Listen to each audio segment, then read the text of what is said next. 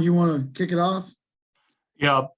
First, thanks to everyone for hopping on this call on short notice. Obviously, I'm very disappointed for our student athletes, our coaches, staff, our fans, just the entire East Carolina fan base. I'm very disappointed in that regard.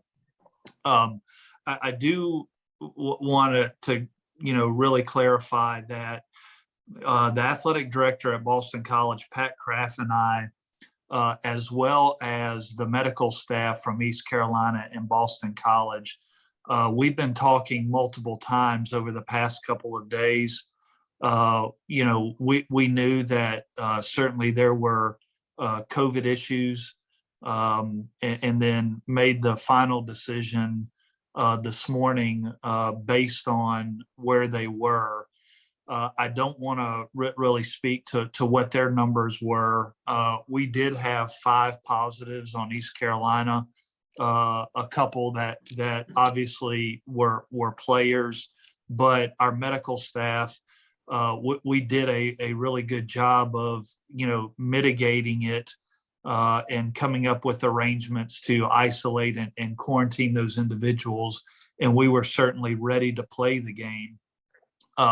I do feel for Boston College and their players and that institution as well, they traveled to DC. They were practicing. They wanted to play this game. Pat Kraft, the athletic director, was very disappointed that they were not going to be able to play as well. So this is not something where it was in anyone's control. I just feel really bad for all involved that we're not able to play the game. Obviously, we're working through multiple logistics, getting the team back.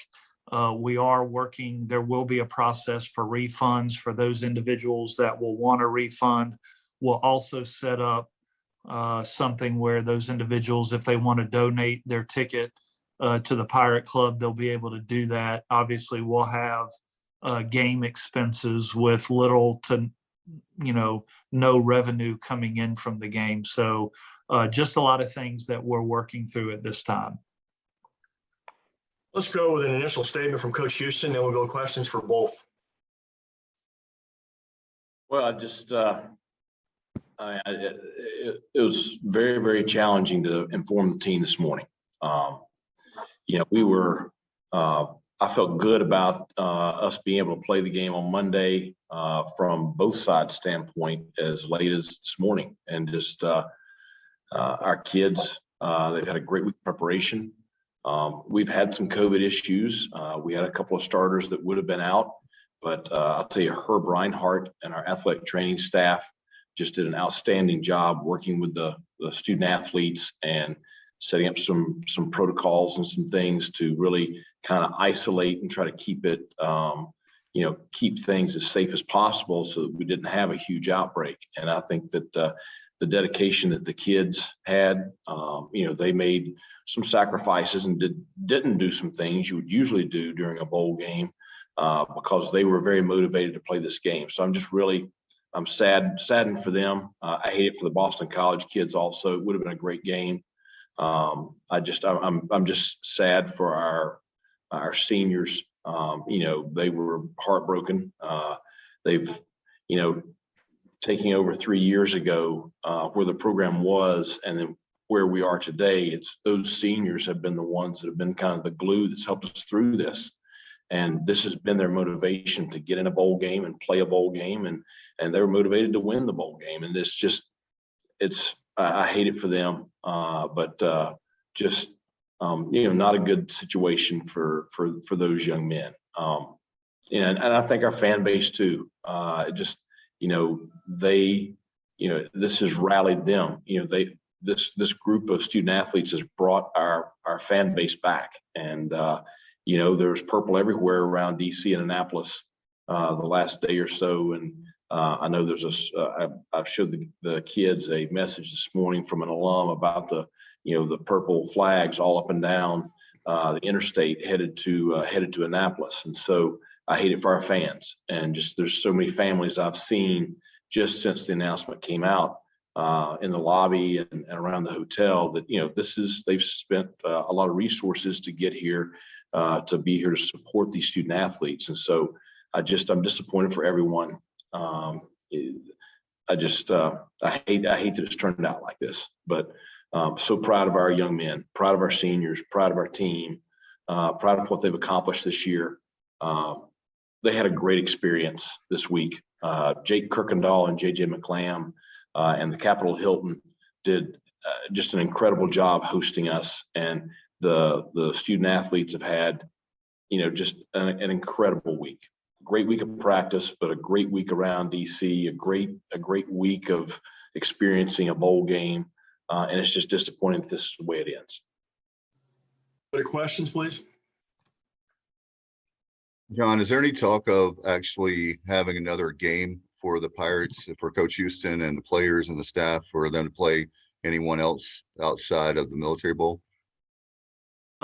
There is not. Our season is concluded. Our team will travel back late today, obviously with the bowl game, the date that they've been there since the 23rd of December. Logistically, it's just not possible. And so we're going to release our student athletes, to go home, spend some time with the family, and then, we'll move on and look for them to return in January when school starts.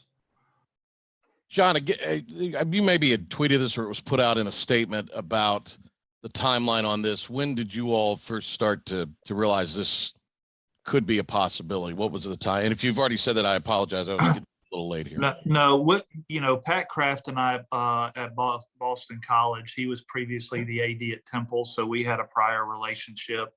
We started communicating, I believe it was Christmas Eve or Christmas morning, that they were having positives. And so if you look at, I'm talking about ECU now, we're the majority of our, if not all of our team and coaching staff, we're all vaccinated. And so we were only testing individuals that showed symptoms. And so if you test an individual that shows symptoms, typically the process on quarantine, I'm going back to the old model, if you were a close contact, you had to quarantine for 14 days. Now, the only thing we were doing was testing close contacts 3 to 5 days after their exposure. And so we were in a very good place where we could have played the game and wanted to play the game. And I do believe Boston College really did want to play the game. They traveled to DC and were practicing. And I could sense the disappointment in Pat's voice when, they had to walk in the room as well and tell their players that were there practicing that they couldn't play either. So I just feel bad all the way around.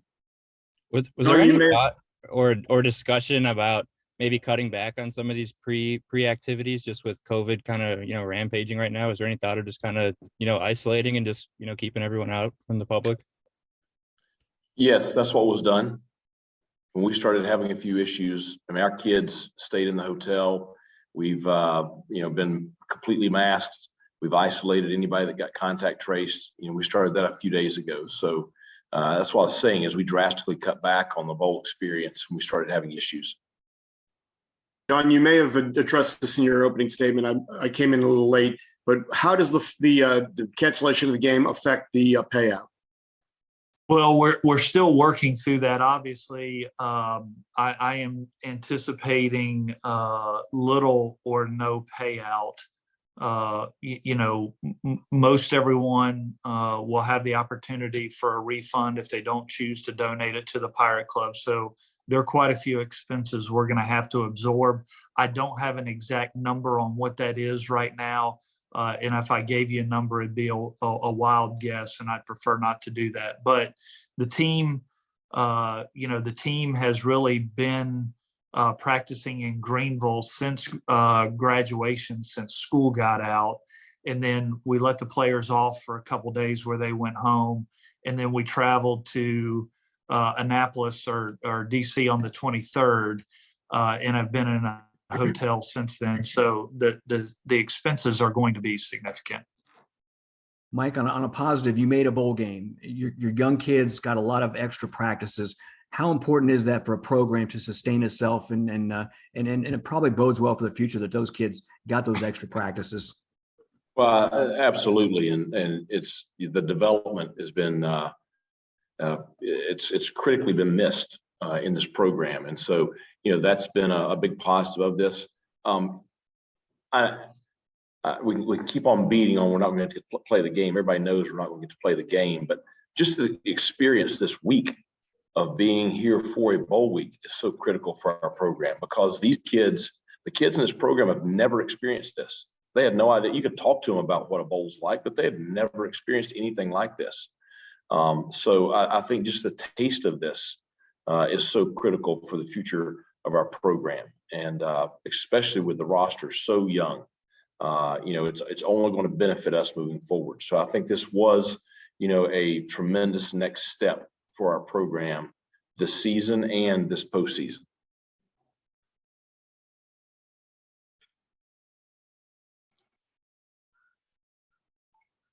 Anyone else? Yeah, Mike, can you kind of share when you talk to the players what they're? I know you touched on it a little bit, but just you looked them in the eyes, and I can't imagine what that was like for you as a coach and the kids. It's what gets you is Bruce Bivens, Fernando Fry, Sean Bailey, Justin Chase, DJ Ford, just all these seniors. Bruce Bivens and Aaron Ramsour, the two inside linebackers.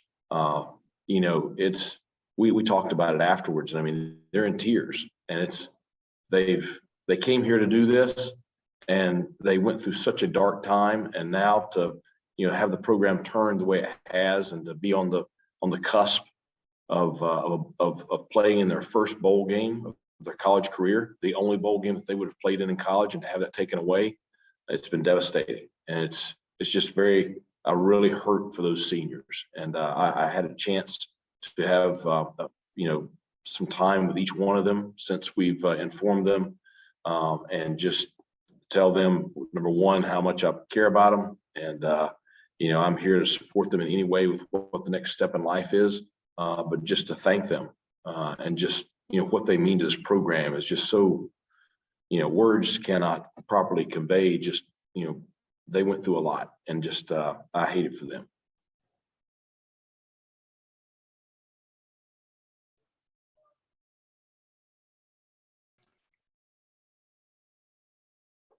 Anyone else? Okay. John, Coach Houston, thank you.